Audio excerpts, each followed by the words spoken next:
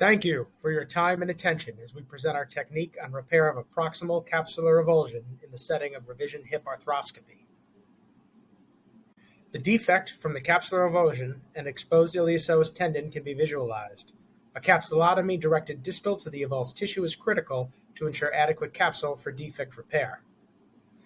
Care is taken to preserve proximal capsule when performing lysis of adhesions to develop the capsulolabral interval for labral treatment. If there is evidence of iliopsoas tendon pathology with associated symptoms, a fractional lengthening can be performed safely through the defect.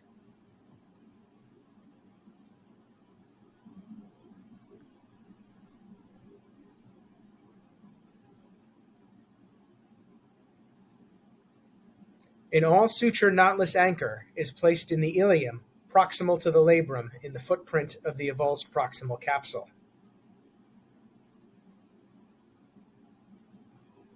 A looped shuttle is placed through the proximal capsular leaflet, and the repair suture is then shuttled through the proximal capsular leaflet.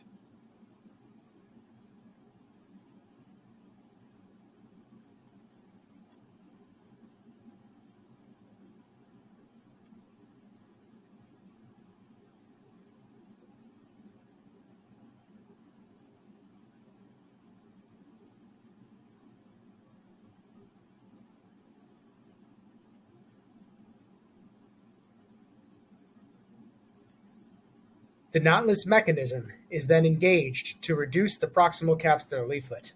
Care is taken not to overly tension the repair until traction is released. Following release of traction, the hip is flexed and the repair can now be fully tensioned, completing the avulsion repair. The repair suture is then cut and attention is directed to the capsulotomy repair with interrupted absorbable sutures.